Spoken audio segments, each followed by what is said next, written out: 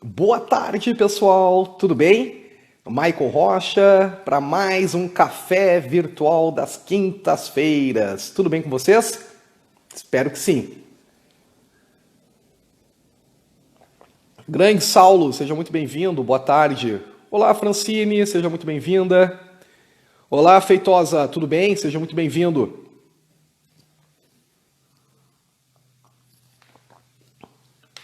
Boa tarde. Grande Jocler, tudo bem? Seja muito bem-vindo.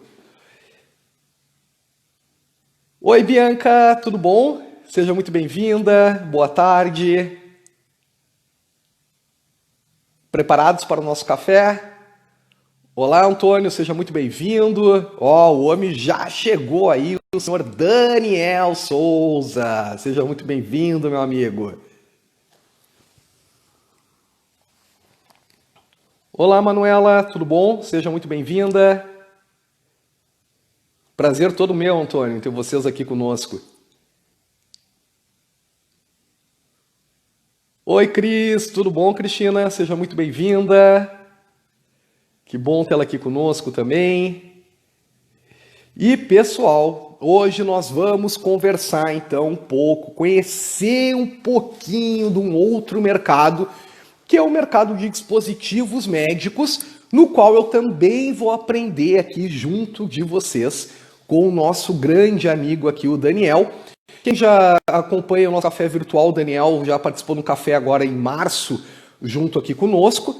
Falamos até sobre o atendimento ao cliente pós-Covid-19. E hoje vamos falar aqui sobre um outro assunto muito bacana, que é esse dos dispositivos médicos, entender um pouquinho mais sobre esse mercado, ok? Oi, Ana, da InfoSaúde, tudo bem? Seja bem-vinda. Olá, Vanessa, muito bem-vinda, boa tarde. Olá, Nazário, seja muito bem-vindo. Fran, tudo bem, Fran? Seja bem-vinda. A nova mamãe, boa tarde. Grande Valmir, tudo bom, Valmir? Seja muito bem-vindo. Nosso mestre Jorge Pinheiro, gratidão tê-lo aqui conosco também, meu grande amigo Jorge. Oi, Fabi, seja muito bem-vinda. Olá, Rosinelli, tudo bem? Imagina, Vanessa, vocês é que me ajudam muito com isso. Gratidão ter todos vocês aqui conosco. Oi, Kathleen, boa tarde, minha amiguinha, tudo bom? Então, bora chamar o Daniel. Vamos começar a entender um pouquinho o que é esse mundo dos dispositivos médicos. Deixa eu chamar o Daniel aqui. Obrigado, Vanessa. Gratidão de coração mesmo. Kleber, propagandista alta performance, Kleber Plata, seja bem-vindo. Meu amigo Daniel. E Boa aí, tarde! como é que estamos? Graças a Deus, tudo bem? Boa tarde a todos que estão nessa live maravilhosa, nesse café com o Michael. Um prazer e uma responsabilidade muito grande. Obrigado mais uma vez pelo convite e de poder compartilhar durante essa nossa quarentena, né? Poder compartilhar aí perspectivas sobre um mercado diferente, um mercado que não é exatamente novo, mas que é diferente, né? Obrigado Perfeito. mesmo. E imagina, eu que te agradeço, Daniel. Quando eu ingressei para a indústria farmacêutica na área de propaganda, eu aprendi muito com você. E 15 anos depois, volto novamente a aprender com você sobre um outro mercado que também está dentro da indústria farmacêutica, que é o mercado de dispositivos médicos, né? Mas, Dani, vamos explicar aí para o pessoal primeiro o que significa, né? O que é dispositivo médico, o que é o tal do OPME, que a gente vê muito isso nos hospitais, né? OPME, exatamente. Quando eu comecei a trabalhar, eu saí da indústria farmacêutica e fui trabalhar com a minha própria empresa, né? E aí, quando me veio a oportunidade de trabalhar com o dito OPME, né, eu fui aprender o que era esse segmento, né, e o que queria dizer exatamente essa sigla. Então, para todos que estão nos ouvindo, OPME significa órtese, prótese, materiais especiais, né? O que é uma órtese? A órtese é tudo aquilo que facilita ou auxilia ou melhora uma determinada função. Então, um exemplo que vocês já devem ter ouvido falar, um marca-passo, por exemplo, um implante de um marca-passo, né, é um exemplo de órtese, né?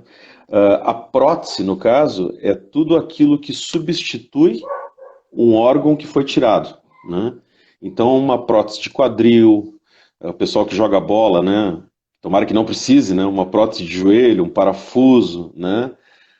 Por exemplo, eu tenho aqui alguns materiais que eu vou mostrar para vocês. Eu não tenho nada da área de ortopedia. Esse item aqui é um stent, que também pode ser chamado de uma prótese, né? É um E para que stent, é esse aí mesmo, Daniel? Esse aí é um não é stent corneário. esofágico, né? Ah, Quem já tá. viu os stents coronarianos, que parece aquelas molinhas de Poesia. caneta, Uma molinha de o, caneta, né? exatamente, o stent esofágico, para aquele paciente que tem um câncer, por exemplo, né? Toda a estrutura tubular do corpo ela pode sofrer uma estenose, ela pode sofrer um estreitamento por qualquer motivo, né? Uma Sim. obstrução. No caso do esôfago, por exemplo, se o paciente tem um câncer, ele utiliza um stent ou uma prótese, que no segmento de dispositivos quer dizer a mesma coisa, stent e prótese. Uh, esse stent ele evita, por exemplo, que o câncer feche aquela estrutura tubular e que a pessoa possa ter um pouco mais de qualidade de vida, porque aqui passa comida. Então, o endoscopista mesmo ele implanta esse tipo de dispositivo para que esse paciente possa se alimentar, né?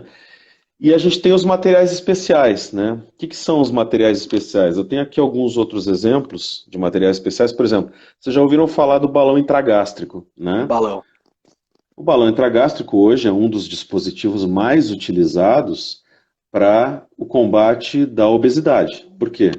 Ele é um dispositivo de silicone que é preenchido com água e também ácido de metileno, e por via endoscópica ele é colocado vazio no estômago, é enchido com 700 ml de água, e qual é a função dele? Ocupar o espaço da comida. Então o organismo começa a sentir saciedade muito antes do que se ele estivesse sem o balão, se a pessoa estivesse sem o balão. Isso aqui é considerado um material especial, é um material de OPME, né? E a gente tem também aqui, eu trouxe para vocês verem, um outro dispositivo muito interessante que já devem ter ouvido falar, na cápsula endoscópica, né? Puta, esse a gente está Cápsula falando hoje, né, endoscópica. Daniel? O quanto é sensacional e ainda pouco utilizado no nosso país, né? Exatamente. Isso aqui É é pura tecnologia, sensacional. Michael. É um dispositivo que tem pouquíssimo no Brasil. No mundo, para vocês terem uma ideia, tem 6 ou 8 fabricantes no máximo. Metade deles está na China, né? E aqui no Brasil nós temos uma empresa, por enquanto, que traz esse material, porque isso aqui é importado de Israel, né? É uma microcâmera que o paciente engole e ao final de 12 horas de viagem fantástica pelo trânsito intestinal, o médico tem 60 mil fotos em qualidade HD, né, do trato digestivo do paciente, ou seja, é um exame que pode ser feito, ele não substitui os exames tradicionais, porque ele vai em pedacinhos do trato intestinal que os exames tradicionais não vão, né? Sim. Mas ele consegue identificar, às vezes, patologias ou anormalidades que os exames tradicionais não conseguem. Então, esse é um outro exemplo que eu estou trazendo para vocês de dispositivo que está dentro do guarda-chuva das Da OPMS. OPMS, né? E até respondendo a Ana aqui da InfoSaúde, Ana, essa cápsula sim, ela já está à disposição aqui no Brasil já desde 2007, 2008, né, Daniel? Isso, tem Ela muitos anos chegou, já. já tem Exato. anos, já aqui no Sul, né, eu conheço 3 gastros que utilizam muito elas, né? Um em Passo Fundo, um em Caxias e o outro em Porto Alegre. Então essa cápsula é sim Exatamente. utilizada, porém como o Daniel falou, até porque tem um protocolo, tá, pessoal? Para vocês entenderem, quando a gente fala de guideline, por exemplo, que são os guias de orientações ou protocolos médicos, existe um protocolo para utilizar a cápsula. Então o protocolo me manda que primeiro você faça a endoscopia normalmente, faça também a colonoscopia, e se não conseguir achar o diagnóstico, aí você entra com a cápsula. Porque hoje a cápsula tem Exatamente. um custo médio aí de 5 a 6, 7 mil reais, dependendo do local que você for fazer. Então é um exame, sei lá, acho que 50 vezes mais caro que uma endoscopia, né, Daniel? Endoscopia para o plano, por exemplo, Exatamente. é cento e poucos pila. Não chega a 300 reais uma endoscopia que o plano, que a operadora de saúde, ela paga, né? E a cápsula, que eu saiba, eu não conheço nenhum plano de saúde que ofereça cobertura para A cápsula ANS, endoscópica, né? então, a ANS ainda não incluiu a cápsula no rol que eles têm para que os planos de No saúde rol de paguem, pessoal. procedimentos, né? Então, o pagamento hoje de um procedimento, como vários procedimentos em OPME, eles não, os convênios não são obrigados a pagar, né?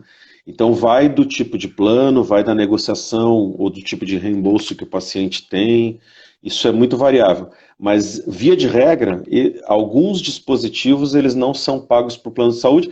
Isso, claro, acaba impactando no maior ou menor, na maior ou menor introdução da metodologia, né, ou do modelo no mercado brasileiro, né? Porque a gente sabe que hoje um exame que custa 5, 6 mil reais é restrito a pessoas que tenham condições de pagar. Então, em função disso, isso acaba restringindo, vamos dizer assim, a utilização, né?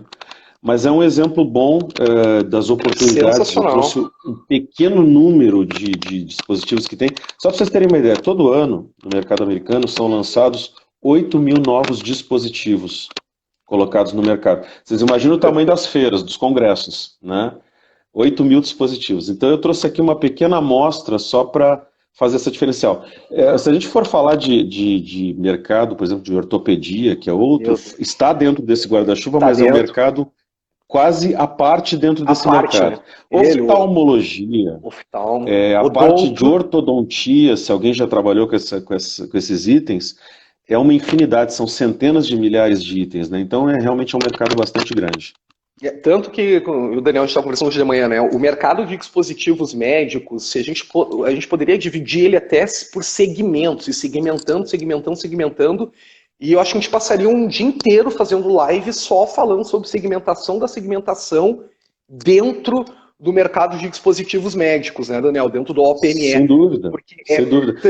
Toda especialidade hoje médica tem, quase todas, né? A grande maioria tem algo dentro da OPME, tem algo que atenda isso. Exatamente. E depois ainda tem cirurgião bucomaxilar, que é o dentista, ainda tem mais as órteses e próteses lá para o odonto, tem o oftalmo também, como você bem disse. Enfim, a gente tem hoje uma gama no mercado sensacional. Sensacional para essa área. A Juliane bem lembrou ali, Michael, a Juliane bem lembrou que tem a parte de cardio, por exemplo, dentro do que existe no OPME para cardio, tem outras subdivisões, tem a parte de hemodinâmica também, tem a parte de urodinâmica, tudo isso que eu estou falando, gente, está dentro desse guarda-chuva e cada um desses micromercados é um universo diferente. Tá? É um universo diferente, né? Só para vocês terem uma ideia, um ponto interessante desse mercado. Hoje, a gente tem em 1970, a gente tinha uma expectativa de vida no Brasil de 51 anos de idade. Tá? Em 2015, essa expectativa do brasileiro subiu para 75 anos de idade. Então, o nosso povo está ficando mais velho, estão aparecendo as doenças de maior complexidade, os achaques aí de maior complexidade, né? E uma população que cresceu absurdamente. O Brasil foi um dos países que mais cresceu no mundo nesses últimos 30 anos. Nós estamos com 206 milhões de pessoas. Isso explica, né, por que a gente tem hoje no Brasil 6.500 hospitais, para vocês terem uma ideia. E esses 6.500 hospitais, muito embora pareça um volume muito grande, nós temos apenas 70 leitos por hospital, em média, né? Isso explica um pouco também para vocês, porque toda a preocupação em torno da Covid-19, né? Nós temos um número de leito por hospital muito baixo na média do Brasil. Se a gente pegar países menores, não precisamos nem pegar países de ponta como a Alemanha, como a Inglaterra, vamos pegar os países que estão logo na linha de baixo, né? Portugal e Espanha, por exemplo. Cada um desses países tem 160 a 190 leitos por hospital. Sim, imagina, então, a gente tem o dobro da nossa capacidade de leitos, né? Exatamente. E nós com países menores que os nossos ainda, né? E com países que são menores que o nosso. Bem menores, em termos de população, concentrações menores. Bem menor que o nosso. E aí você tem um monte de hospitais pequenos, então, né? Porque se a gente tem uma média de leitos, de poucos leitos, é porque a gente tem uma profusão de hospitais pequenos. Que após a pandemia, né, o passado surto alto da pandemia, muitos desses hospitais pequenos vão deixar de existir ou vão ser incorporados, já vêm sendo incorporados por grandes redes hospitalares como Rede Dora, Mil, etc. Né? Por que eu estou trazendo todo esse raciocínio para vocês? Porque, de novo, quando esse movimento acontecer, né, da gente ter talvez um enxugamento do volume de hospitais e um aumento de número de leitos e de qualidade de leitos por hospital, de novo, né, abre-se mais oportunidades na área de dispositivos para quem pretende ingressar nesse mercado. né? Isso é muito importante. Perfeito. Te dar um abraço aí pro nosso amigo Propagas do Bem. Um forte abraço, meu amigão. Vi que o Rodrigo também, irmãozão, tá aí. Um abraço a todos vocês que estão aqui chegando. Se tiverem dúvidas, pode nos mandar aí, que depois no final vou ver se a gente consegue reservar um tempo para poder responder para vocês. Com E eu e o certeza. Daniel, a gente estava falando hoje, né, Daniel, que bom, dispositivos médicos, acho que ficou bem claro aí, pessoal. Eu tenho alguma dúvida ainda do que é OPME, o que é dispositivos médicos. Ficou claro? Podemos passar para o próximo tópico? Se sim, por favor, dê um joinha aí para nós e bora lá. Grande De Anderson. dúvidas, a gente está à disposição aí, pessoal. Olha só quem entrou aí, Daniel. Paulo Scalco, conhece? Grande Paulo Scalco. Ah, meu primeiro GD, meu primeiro GR aqui. Mas, porque o Fábio Anderson foi meu primeiro CAP. O Paulo foi meu primeiro GD. Sejam todos muito bem-vindos. Bom, nenhuma dúvida, então bora lá. Pessoal, você sabe Tem uma que... pergunta ali só, Michael, surgiu uma pergunta claro. ali, como que vai ser, como que poderá vir a ser a visita depois da Covid nos hospitais, né? Isso é uma pergunta muito importante, obrigado por dar essa oportunidade. A gente sabe, nós temos conversado muito com médicos, porque predominantemente a gente trabalha dentro do ambiente hospitalar, né? Hoje, por exemplo, para vocês terem uma ideia, só estamos sendo requisitados em procedimentos de emergência, né? Todos os outros procedimentos padrão que não são emergenciais, que são eletivos no caso, Sim, eles eletivo foi tudo tiveram que abrir cancelado, né? espaço para a Covid, exatamente. Uhum. Os protocolos de segurança e os protocolos de higienização vão mudar nos hospitais. Então, seguramente vocês vão receber notícias, pessoal que faz visitação hospitalar, se conversar com algum cliente ou com algum colega já deve começar a perceber isso, vocês vão receber notícias de alteração dos protocolos de segurança. Vai ter que ter menos circulação, o acesso às OPMEs e o acesso aos centros cirúrgicos vão ser muito mais regulados, isso com certeza, né? Vai ter que todo mundo ter o seu aparato de EPI, não tem jeito, não tem como fugir disso, porque já está sendo assim. A gente, para acompanhar um procedimento hoje em centro cirúrgico, a gente tem que estar de face shield, máscara, tem que estar de avental, Sim, né? todo EPI, né? Exato, os médicos até estão pedindo que a gente evite de vestir o avental de chumbo quando envolve raio-x, porque não tem avental de chumbo para todo mundo, e é preferível que a gente se proteja com os EPIs da Covid e fique mais para trás do procedimento e deixe os aventais de chumbo para quem vai executar o procedimento. Vai executar o procedimento. Então são coisas que vocês vão começar a perceber dentro dos ambientes hospitalares. Isso com certeza vai mudar. Vai, até o Propagas do Bem botou aqui, eu também acredito nisso. Enquanto a gente não tiver a vacina em si, vai ser muito restrito, sim, a visita dentro de hospitais, grandes clínicas, grandes centros. Porém, meus amigos, guardem aí, porque no final, eu e o Daniel aqui, nós vamos falar para vocês sobre inteligência digital. E isso já é o diferencial de quem está conseguindo fazer algo diferente, tá? Porque quem ainda está naquela onda que não, vai voltar ao normal, esquece o normal, amigo. Acabou o normal, não existe mais o normal, é o que você está vivendo hoje. Isso é o normal. Não tem mais, o passado já é passado. Eu, pelo menos, tenho essa opinião. O que você pensa? Lari, querida. Beijo, Lari. O que você acha, Daniel? Tô viajando aqui na maionese ou isso mesmo. Existe uma crença muito clara, né? Se a gente começa a perceber coisas que a gente fazia, ou coisa que os líderes de opinião achavam que aquilo era absolutamente a única forma de fazer as coisas, a gente está percebendo uma desconstrução disso de uma forma muito rápida, né? Vou dar um exemplo para vocês, eventos, por exemplo. Eventos simplesmente pararam de existir da forma como nós os conhecemos, né?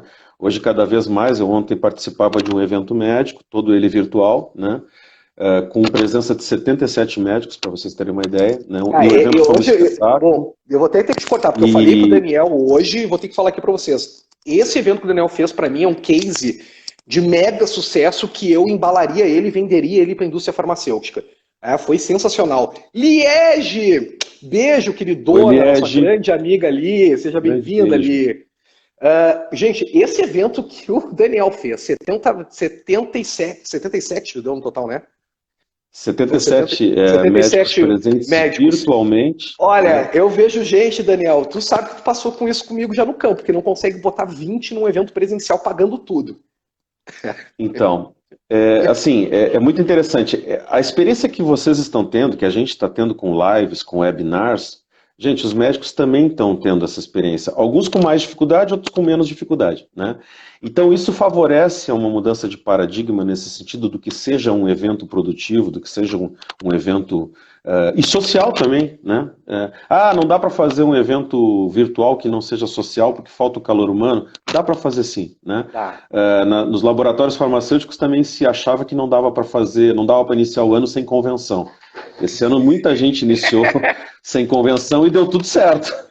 E olha, Tudo até que mais acho que ano certo, que né? vem vai ter muito laboratório que não vai mais fazer convenção presencial, hein? Exatamente.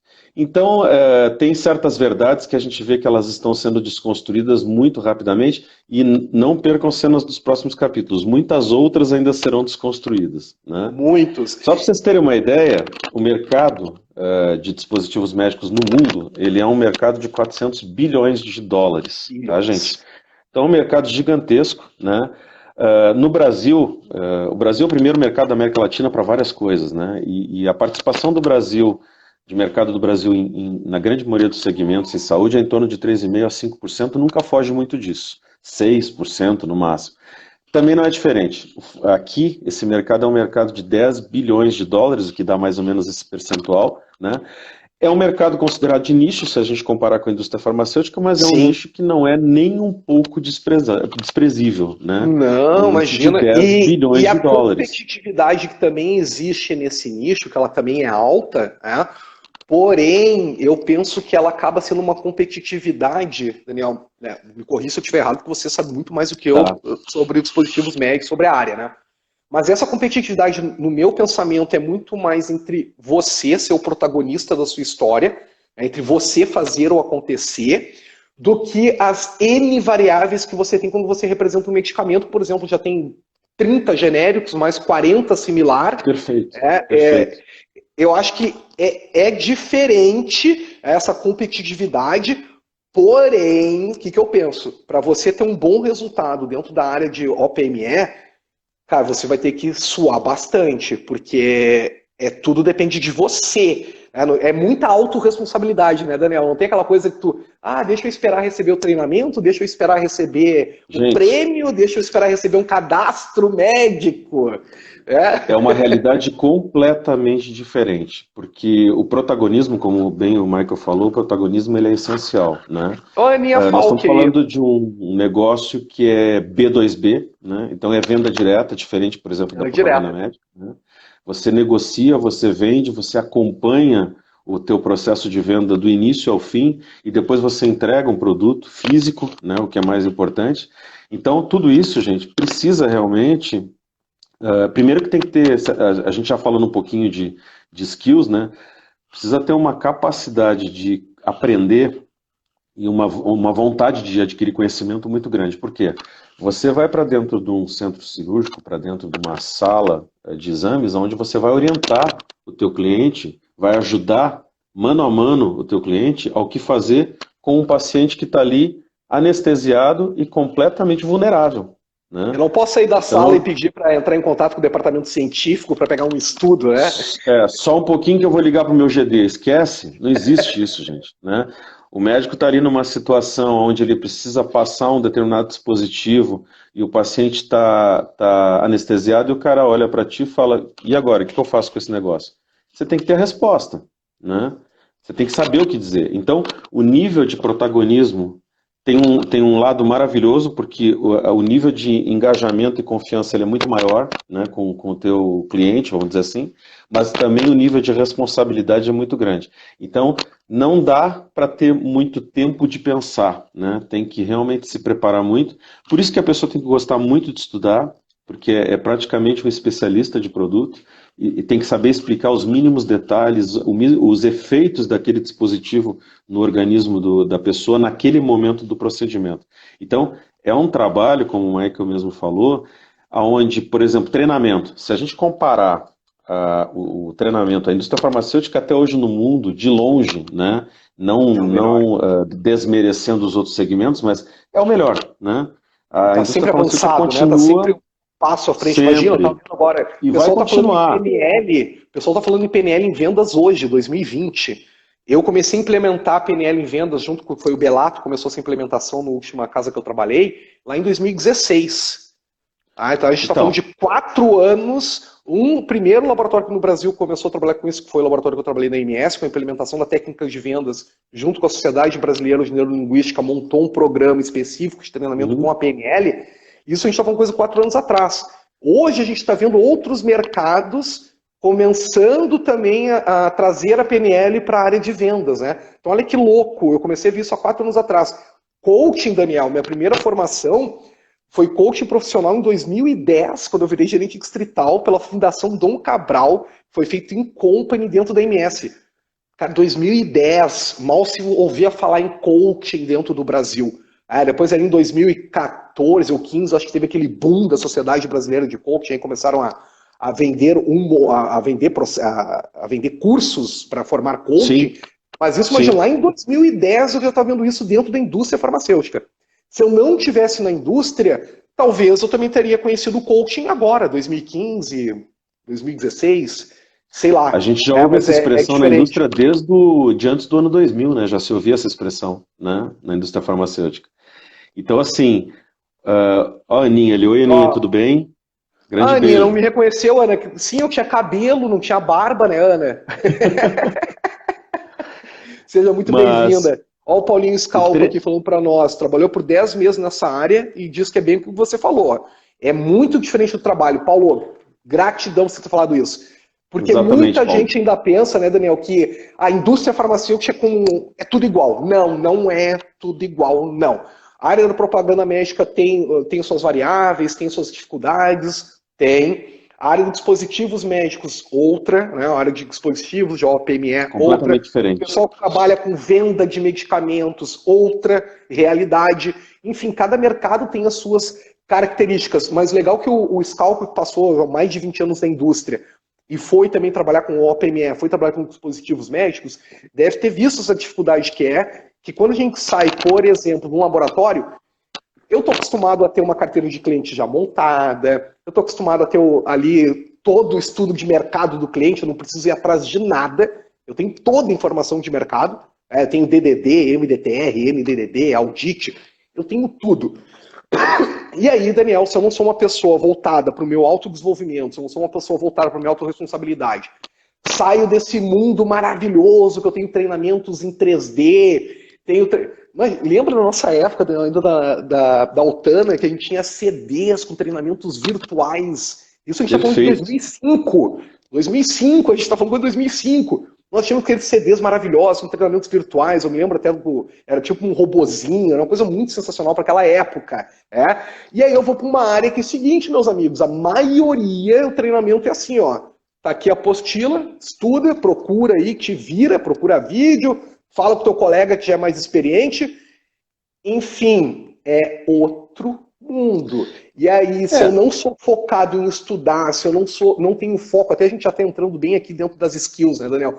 Mas se eu não tenho esse foco, eu não consigo me ver como um protagonista da minha história, um protagonista da minha vida. Gente, esse exatamente. mercado não é para você. Esse mercado não é para você. Você vai só se estressar, você vai gastar dinheiro, porque você vai ter que. Isso é uma coisa que depois nós vamos conversar ainda, mas você não vai ter o resultado. Se você ficar esperando as coisas cair, aliás, na vida, quase que sempre assim, né? Esperar as coisas cair do céu, só cai chuva. Não dá para ficar esperando cair. Porém, é um mercado que logo mais aqui a gente vai estar conversando com vocês, que, poxa, se você se esforçar, se você realmente tiver foco do cliente, o foco no seu negócio também, olha, dá para trabalhar com uma puta qualidade de vida, com um bom ganho financeiro, às vezes até superior do que um propagandista médico hoje recebe, e com uma qualidade de vida que eu acho que é fantástico. Você tem flexibilidade, claro que, olha só, gente, quando eu falo qualidade de vida, não é que eu tô falando que você vai trabalhar 1 hora por dia e, ó, que maravilha, não. Não é isso. Qualidade de vida que eu falo é que você vai ter a sua flexibilidade, você vai conhecer outras pessoas, você vai trabalhar feliz, se é isso que você gosta de fazer, obviamente, né, Daniel? Sem dúvida.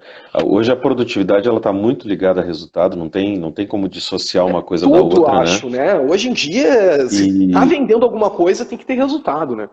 Exatamente. E na área de dispositivos é bem assim, é como o Michael falou, a gente tem um nível de autodisciplina muito alto, porque você faz a tua produtividade e o maior patrão são as contas, né? Eu costumo dizer, duas formas de você entrar nesse mercado. Uma é via CLT, né? E outra é via PJ, né?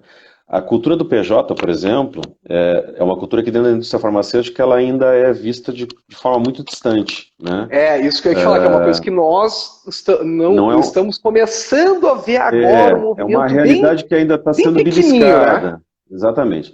Na cultura de dispositivos médicos, gente, isso já é uma realidade há muitos anos, né? Então, até porque muitas empresas trabalham no Brasil, como eu falei, né, um nicho menor, são empresas com estruturas menos consolidadas ou estruturas estruturas menores, então trabalham no Brasil via representante autônomo ou, via de regra, distribuição, né? Terceirizam a distribuição. Porque justamente são empresas cujo porte, a proporção do negócio é menor do que uma indústria farmacêutica, por exemplo, né?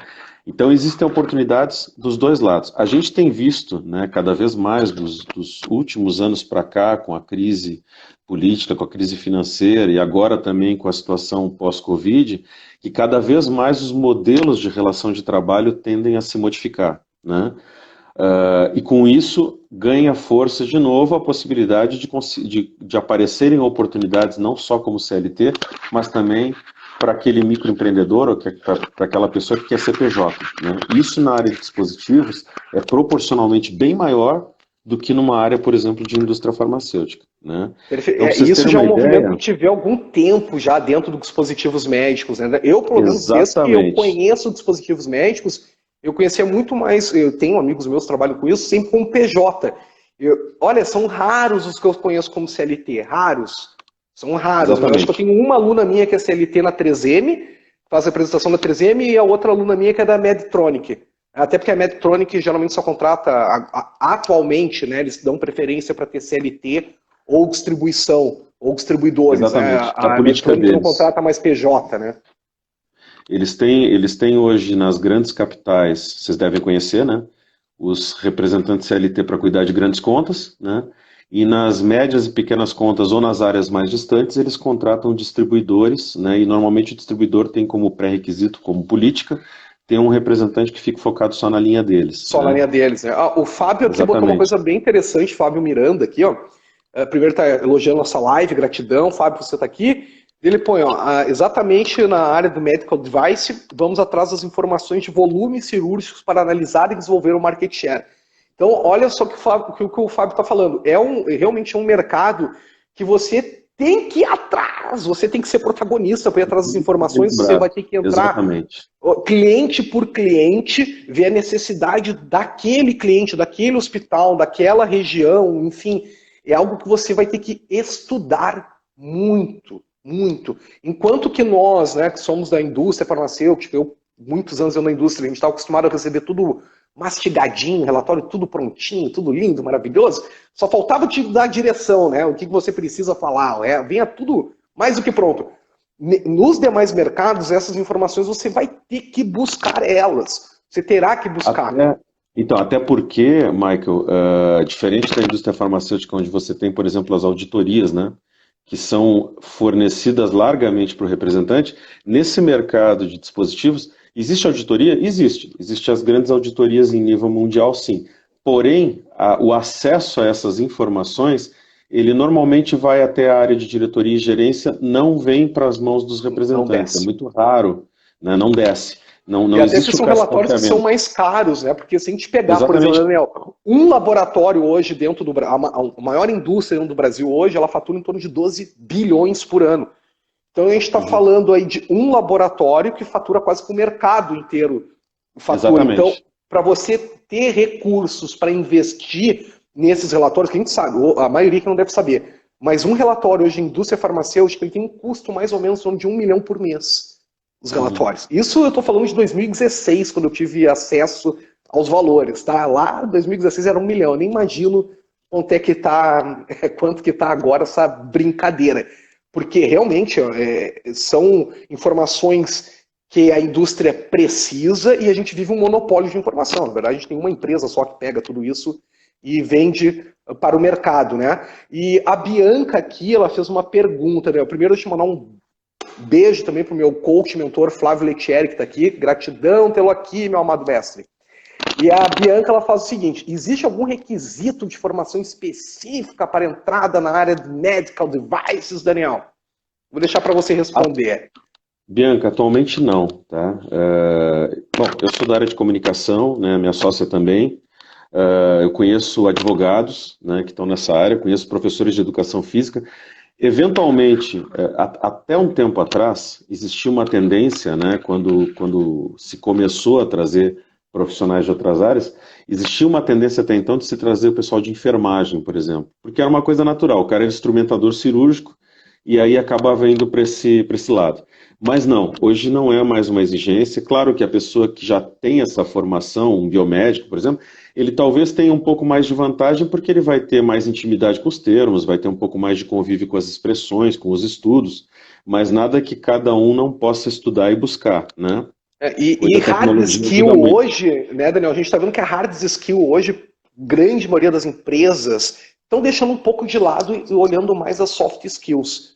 Então, essa formação na área da saúde, eu acho que até a gente tinha conversado sobre isso, eu acho que até 2012, 2013 ali, eu acho que era uma coisa que o pessoal do device olhava muito, tinha que ser, não é que tinha que ser, mas priorizava as pessoas que tinham formação na área da saúde, davam essa prioridade. Hoje eu já vejo que não, que a maioria dos anúncios que eu tenho visto é formação em curso superior e experiência na área comercial. Então olha a soft skill que eles estão procurando, são pessoas que entendem de negociação, de comunicação, que saibam, que entendam de adaptabilidade, inteligência emocional, enfim, estão procurando agora suas competências comportamentais, né? Exatamente. E outra, a pessoa tem que gostar muito de tecnologia, tem que ser um curioso de tecnologia, porque essa é uma área, e depois vocês vão ver quando a gente citar aqui as tendências, que ela cresce, parte por si só pelo grande investimento que existe em tecnologia, né? Então você tem que saber, porque você vai se deparar com situações onde você vai ter que discutir um aspecto mais refinado do produto que envolve tecnologia, você vai ter que montar eventualmente um equipamento, vai ter que instalar um equipamento. Então, assim, existe a necessidade dessa flexibilidade. A gente tem que gostar muito de tecnologia, né? E esse é um ponto importante. Então, Daniel, aquele cara que já não gosta de trabalhar com mídia num iPad, será que esse cara vai se dar bem indo para o device? Pois é. Se enrolou com o iPad, já complica. Se enrola com o CRM, não pode. Com CRM. Boa tarde para o nosso irmão Nélio, que também está aqui, uma figuraça da indústria também. E só responder para o Flávio botou aqui, ele recebeu uma pergunta de uma aluna dele, como o rap pode aumentar a produtividade de uma visita virtual? Flavinho, eu pede para dar uma olhada, eu escrevi ontem um artigo sobre isso, tá? Sobre visita remota, justamente na área da propaganda médica, porque é diferente do device, porque no device o médico ele precisa falar com você, ele precisa ter aquela orientação. Eu acho que no device, né, e tô no achismo, porque quem trabalha é o Daniel, mas eu tenho acompanhado o Daniel com isso. No device é mais fácil você ter esse acesso remoto porque você já tinha antes. O que o representante está se ferrando hoje para fazer acesso remoto é porque ele nunca fez visita remota. Ele nunca se preocupou em ter um cadastro atualizado, ele nunca se preocupou em conversar com o médico via WhatsApp, ou por e-mail, ou por Zoom, ou por qualquer outra tecnologia. Ele simplesmente se preocupou em todo mês lá, fazer aquela visitinha meia boca, entregar umas caixinhas e ir embora. E aí, meus amigos, vocês sempre fizeram isso? Parabéns, estão colhendo o que plantaram. Agora você, que sempre foi fora da curva, cadastro sempre atualizado, tinha contato com o médico, mandava ali a lembrança de aniversário de casamento, o que for, você tinha contato virtual, você não está tendo dificuldades, não é mesmo, meu caro amigo, colega? Sem dúvida. E se você pega um profissional como o cara como o perfil do médico, por exemplo, que trabalha com devices, que é um cara que está dentro de um centro cirúrgico 8, 10 horas por dia, não é um cara que está sentado num ambulatório, não é o cara que está sentado num consultório. Esse cara, ele naturalmente, ele vai estranhar se você não tiver uma fluidez com ele por meio digital. Ele vai estranhar, porque ele não vai poder te receber toda hora, né? Ele vai adorar te receber, ele adoraria te receber toda hora, mas ele não pode. Não tem como. Então, e Daniel, a interação... tem como aumentar essa produtividade numa visita virtual se eu não tinha antes? Você acha que Não. tem alguma dica? Eu Não, também, porque é forçar sinceramente, uma eu também acho barra. que não. Eu também acho. É forçar uma barra. Na realidade, como tudo em relacionamento, é construído. É uma questão orgânica, né? Então, se eu começo a criar relacionamentos, se eu começo a criar propósito do porquê contactar aquele cara, a conexão ela se dá de maneira natural, né? Então, o cara está lá no procedimento, de repente ele lembra, ele está com um dispositivo seu na mão e ele tem uma dúvida qualquer, né? Ou, por exemplo, ele pegou o dispositivo, puta, mas será que o convênio vai pagar isso ou não? Ele vai te passar um WhatsApp, uma pergunta simples, né? Michael, estou aqui com o teu dispositivo tal, tal, tal, tal, aqui, a menina não precisa mandar isso para frente, a gente não sabe se o convênio vai pagar ou não. Qual é o preço para convênio?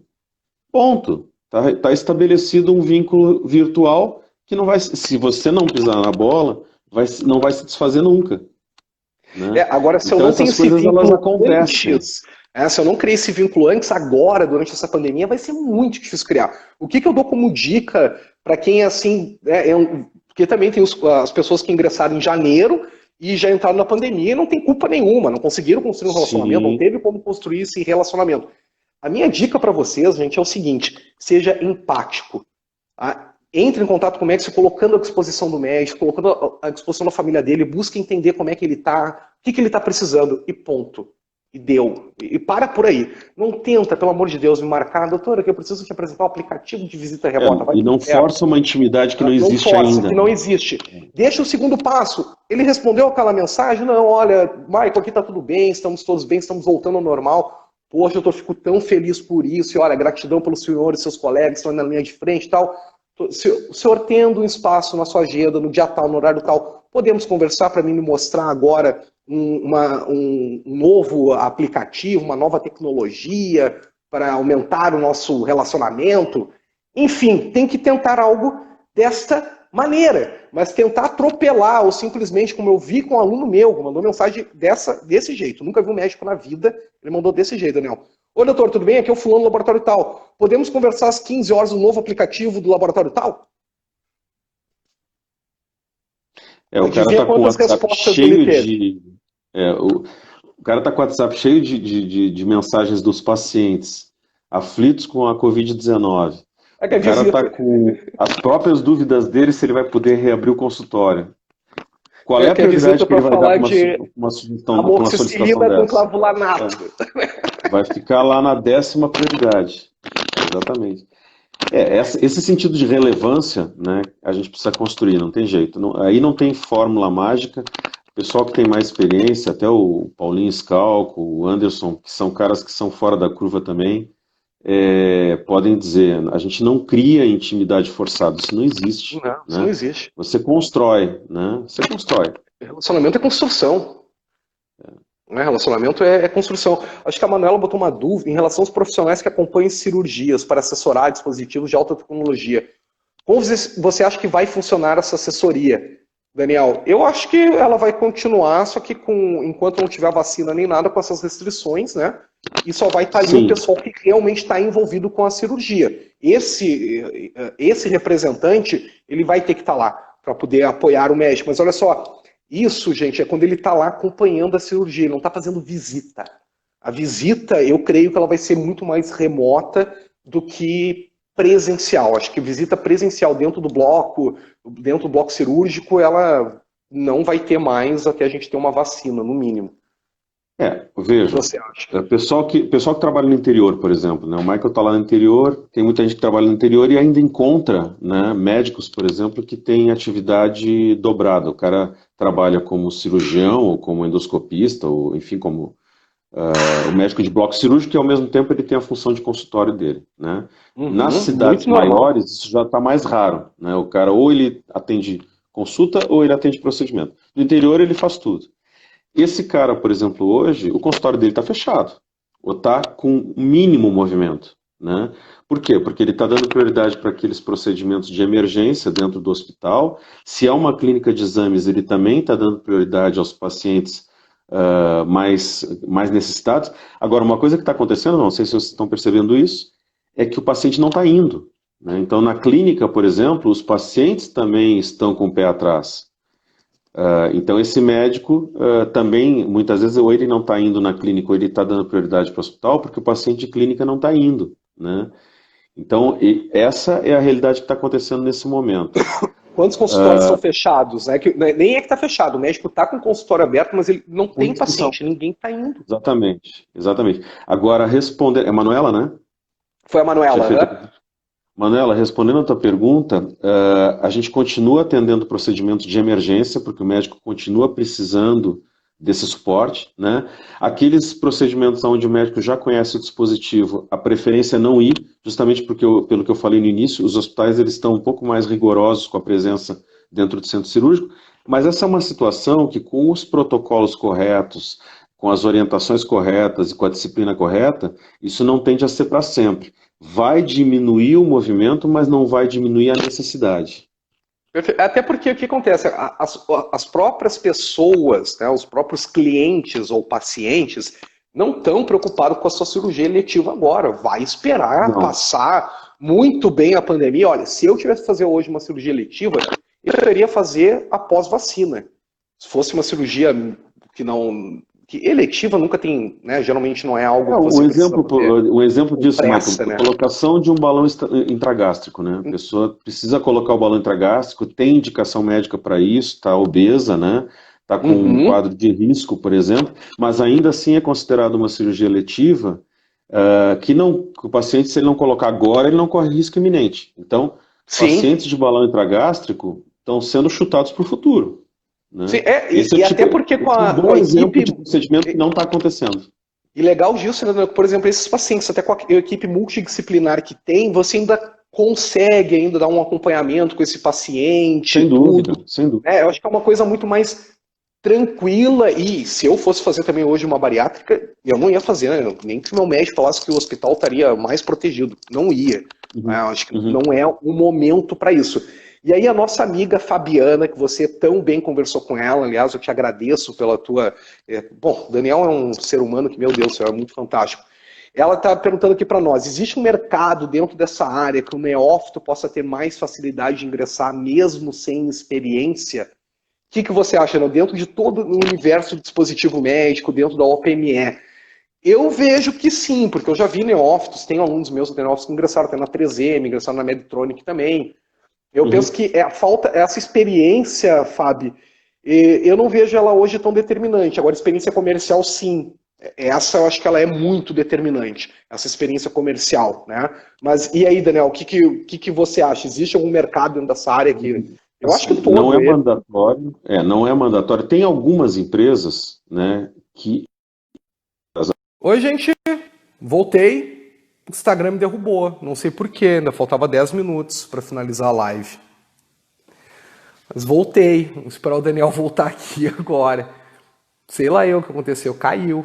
Caímos! Eu vou te botar aqui de novo, Daniel.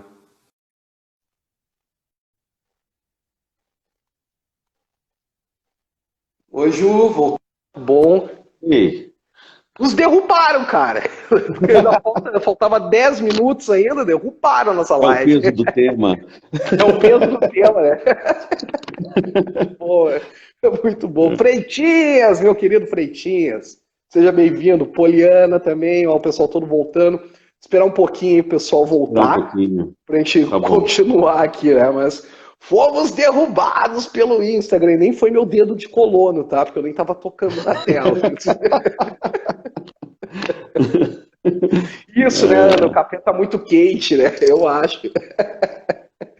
Não derrubou café no telefone, não? Não, tá aqui no tripé, aqui, que é paradinho, quieto. Nos derrubaram, né? Mas, bom, o que nós estávamos conversando e estava respondendo lá para a Fabi, né? Eu estava falando da questão da experiência, né? Experiência, isso. Realmente não é mandatório, respondendo, não sei se a Fabiana conseguiu voltar, mas assim, não é mandatório a questão da experiência, né? O que normalmente é esperado, sim, que a pessoa tenha experiência comercial, tenha tido uma passagem pela área comercial e que tenha as soft skills necessárias para fazer parte de um segmento que vai exigir muita disciplina, muito conhecimento e muito protagonismo. Ah, tá aí a Fabi, voltou. Fabi, o que, que o Daniel falou? Não tem, né? A gente não consegue perceber nada disso que tem experiência. É claro que, gente, quando você vai, por exemplo, pegar uma multinacional, você vai trabalhar com um dispositivo médico de maior valor agregado, com um público muito específico, talvez a experiência seja algo que esse distribuidor ou que essa empresa peça.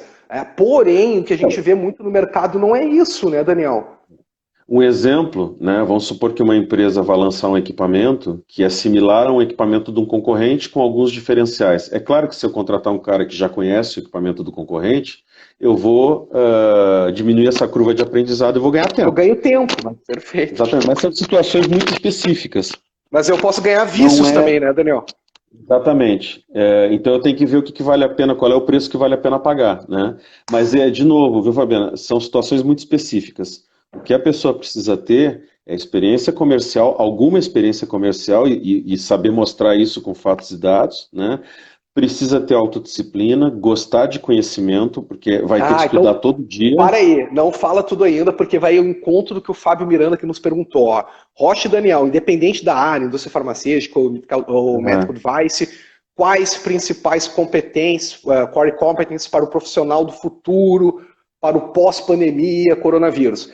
Meu amigo Fábio, que bom que você perguntou, porque eu e o Daniel, a gente ficou de manhã aqui antes da live debatendo sobre isso, o Daniel falou algumas soft skills aqui que eu acho que nem é pós, tá? Eu acho que as soft skills ou a gente já deveria ter, ou a gente tem que estar desenvolvendo elas, Já tem que estar porém voando elas baixo. serão primordiais para quem quer ter alguma performance. Eu nem estou falando em alta performance. Para alguém que quer performar, você vai ter que ter essas, que o Daniel separou para nós, que foi gostar de tecnologia, que foi algo que o Daniel falou. Tá? Então, você gostar de tecnologia, conhecer tecnologia, gostar de estudar, porque esse é um mercado que tem que estudar muito, não só o device, Muito. todos os mercados hoje, cada vez mais você vai ter que estudar. E quando a gente fala em estudar, gente, não é só estudar produto, é estudar mercado, é estudar cliente, é estudar região, é que você tem uma visão macro, não uma visão micro, uma visão de arreio de cavalo, eu gosto de falar, que você só olha para aquilo que você faz. Não, abra, tem uma visão mais macro. O Daniel ainda falou também autodesenvolvimento.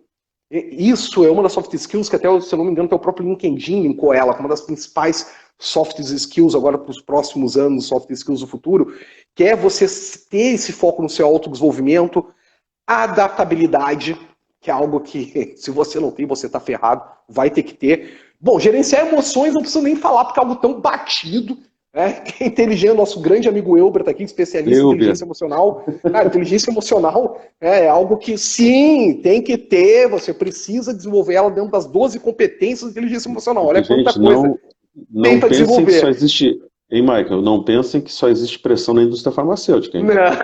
Não, meus queridos, vai trabalhar com vendas, é pressão, né? Independente do... Eu trabalhei, Daniel, me lembro que o meu primeiro trabalho de vendas foi com 14 anos vendendo celular analógico. E eu já tinha cota, eu já era pressionado pela dona da loja para vender. Cara, você vai trabalhar com vendas, é isso, você vai ter também essa pressão, e ainda mais, quando você ainda é PJ, meu amigo, essa pressão ou você faz por você mesmo ou você tá ferrado, você vai passar fome. Sim. Se você não for atrás da coisa, você vai se dar mal. Que aí vem, que o Daniel também tinha falado antes, capacidade de planejamento. Puta, capacidade de se planejar, né, Daniel? Isso é fundamental. Por que a capacidade de planejamento dentro do mercado de device, Daniel, é tão fundamental, meu amigo? Porque o teu tipo de cliente é um cara que não vai ficar sentado numa cadeira te esperando, né? Ele não vai ficar numa cadeira atendendo o paciente, ele trabalha em 3 hospitais, né? Então, se você quiser pegar o teu carro, botar na estrada para andar 200 quilômetros, chegar lá e não saber onde o cara tá, você já perdeu dinheiro. Então, o planejamento, ele é fundamental. Se eu já não sair da minha casa com a agenda plano A, plano B, plano C, bem desenhada, eu vou gastar um caminhão de dinheiro e vou voltar sem visita. Sem nada. Sem venda. Né? Sem venda. Então, o planejamento ele é essencial. E além disso, nós falamos do protagonismo, que isso é... Gente, isso aí não importa que área que você trabalha, mas você ser protagonista da sua vida vai fazer uma grande diferença para você, para os seus familiares, para as pessoas que você ama. Porque quando você assume você assume a responsabilidade da sua vida, você assume o protagonismo que você vai fazer acontecer e não esperar pelos outros, a coisa acontece. Então o protagonismo também é uma soft skills muito procurada hoje, é uma das soft skills que tem que ser desenvolvida, e vem uma que eu até pedi pro Daniel segurar aquela hora que ele falou, que é uma que até eu quero fazer uma live sobre isso contigo, Daniel, que é a inteligência digital, meu amigo. O que é essa tal inteligência digital, Daniel? Então, o que a gente entende por inteligência digital? É você conseguir utilizar todos os meios que você tem. Uma coisa é você, de vez em quando, entrar numa rede social, outra coisa é você mandar um bom dia para um amigo no WhatsApp.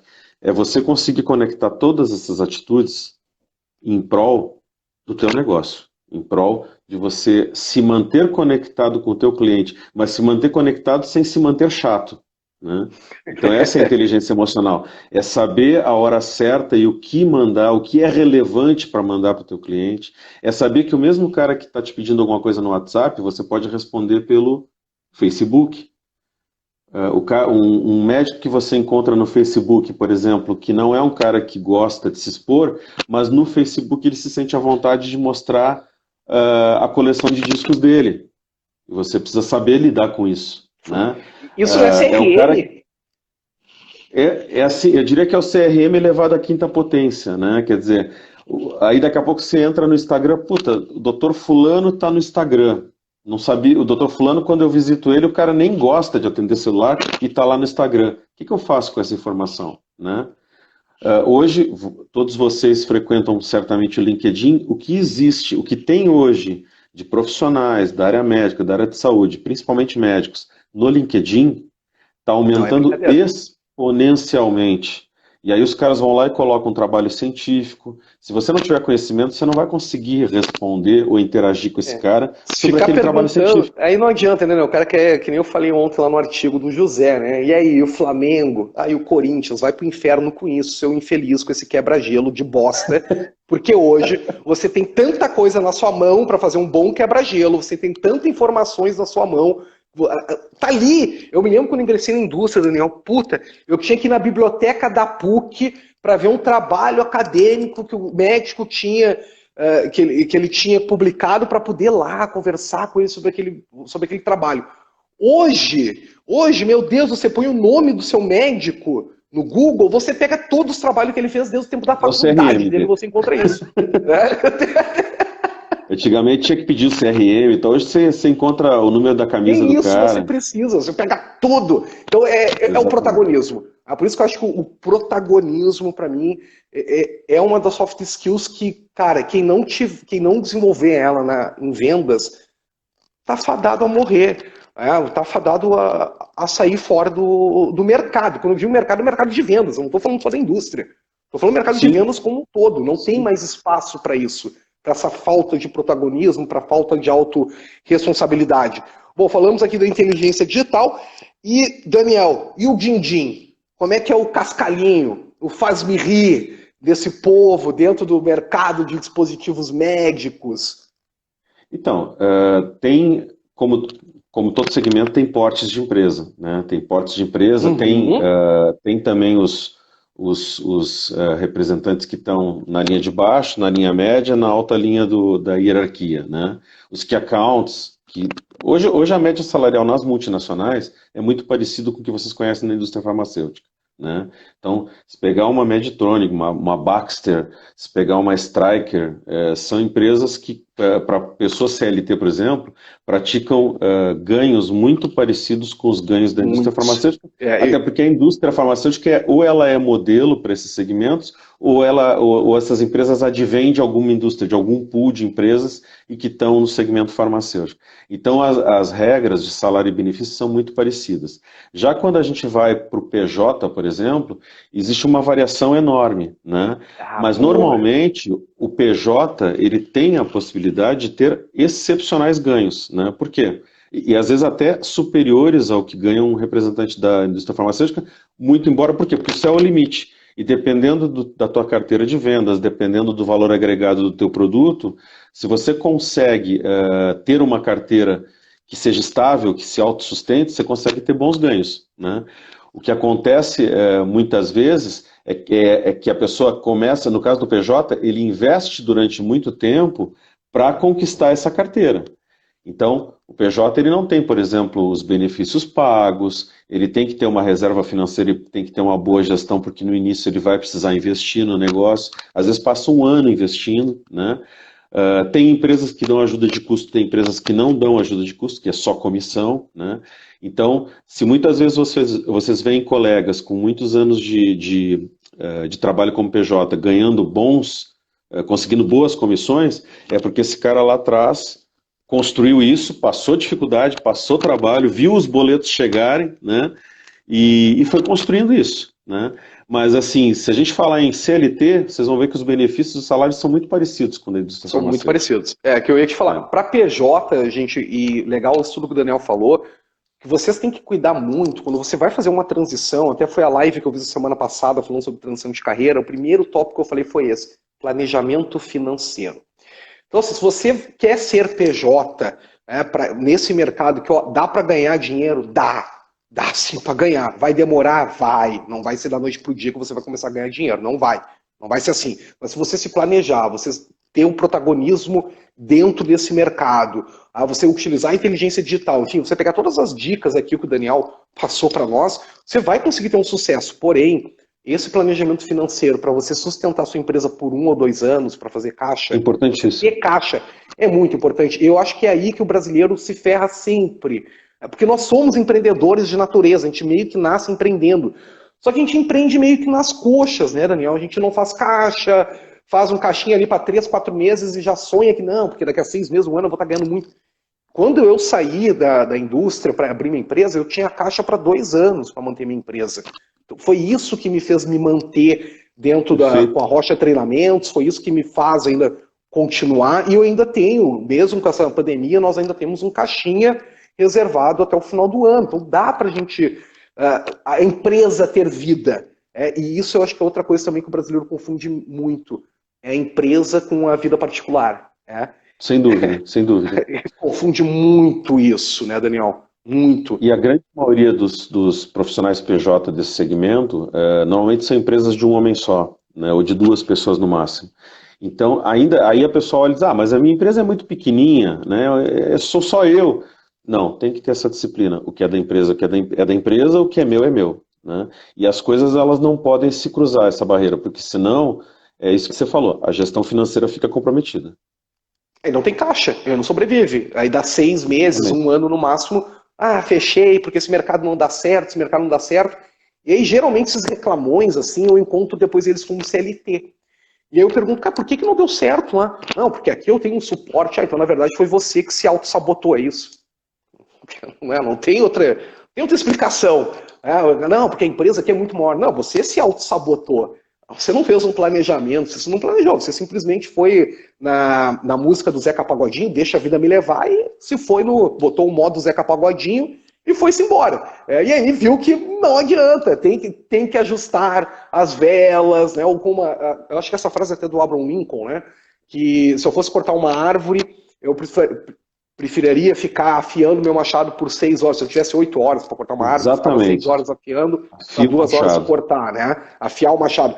Eu acho que é isso que falta muito para todos nós aqui, é a gente ter isso, de parar, se planejar, poder olhar para dentro de si também. Aí vem as soft skills, vem o encontro disso, né? A própria soft skill de autoconhecimento. Se eu não me autoconheço, é difícil saber cadê meus sabotadores, é difícil saber por que eu não cresço, é difícil eu entender. E aí o que eu começo a fazer, Daniel? Eu culpo o meu GD, eu culpo o meu GR, eu culpo o meu nacional, eu culpo o genérico, eu culpo a 3M, enfim, eu vou achar um monte de culpados, menos eu.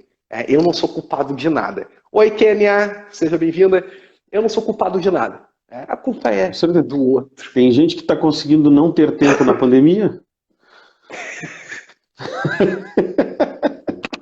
Eu nem vou comentar que tem aluninho meu aqui, Daniel, que não está marcando sessão, porque ele não tem tempo, mas ele está de home office. Aí eu digo, criança, eu não estudei porque eu tive filhos. o Daniel me conheceu com 2 crianças pequenas, com 20 e poucos anos, eu estudando de noite, a minha esposa também estudando, e, sabe, quem quer faz, quem não quer arranja desculpa. Eu nunca fui bom em arranjar desculpa, eu sempre fui bom em ir atrás e fazer a coisa acontecer, porque arranjar desculpa, às vezes eu acho que é até mais difícil, você tem que inventar, tem que ficar elaborando coisas na sua cabeça, enquanto que a verdade, além de libertar você, você ainda vai ter resultado. Olha que coisa louca Sem isso. dúvida, sem dúvida. Sem dúvida. Mas vamos ver se tem mais alguma dúvida, meu amigo. Vamos encerrar, passamos um pouco o nosso tempinho, mas acho que aqui todo mundo ok. Pessoal, quero agradecer vocês, seus maluquitos e maluquitas que estão aqui conosco, sempre na quinta, nesse café tão gostoso que eu estou adorando fazer aqui com vocês. Ontem também tivemos a live à noite, quem não acompanhou a live agora fica salvo aqui no IGTV e no meu canal no YouTube, no meu site, todas as lives que eu faço estão sempre salvas lá também até 24 horas. Ontem com a doutora Gil, que foi maravilhosa. Daniel, essa rica pessoa, mais uma vez que me botou em contato com ela, fez essa ponte. E, gente, olha só que louco isso, né? O que é o relacionamento? A doutora Gil nunca me viu na vida. Eu conversei com ela por telefone, depois a gente conversou por câmera, nos alinhamos, nos demos super bem, tivemos vários pontos em comuns e bora fazer live. Então o relacionamento ele pode ser construído também desta maneira. Não tem problema, você consegue também construir esse relacionamento. Mas, Daniel, minha gratidão a você, a todos que estão aqui, mas principalmente a você por disponibilizar mais de 1 hora do seu tempo, que eu sei o quanto que está corrido aí com tudo que está acontecendo aí da pandemia, enfim. Meu, muito obrigado, minha gratidão. Te espero ainda para a gente poder falar sobre inteligência digital, acho que é um assunto, cara, muito legal para a gente fazer um café. Pano pra manga pra caramba. Pô, tem muita coisa para falar, é um assunto que eu também quero me aprofundar um pouco mais sobre inteligência digital. Acho que é sensacional, show de bola, minha gratidão, e agora deixo espaço aí para você poder se despedir também da nossa audiência aí. Obrigado, pessoal. Obrigado mais uma vez aí pela companhia, pelo privilégio de nós termos estar juntos agora, né, falando sobre dispositivos médicos. É um mercado fascinante, vale a pena investigar, vale a pena investir, né? Muita atenção na questão das soft skills, porque isso realmente é mandatório nesse mercado. E, Michael, obrigado mais uma vez pela honra e pelo prazer da gente estar juntos aí nesse bate-papo.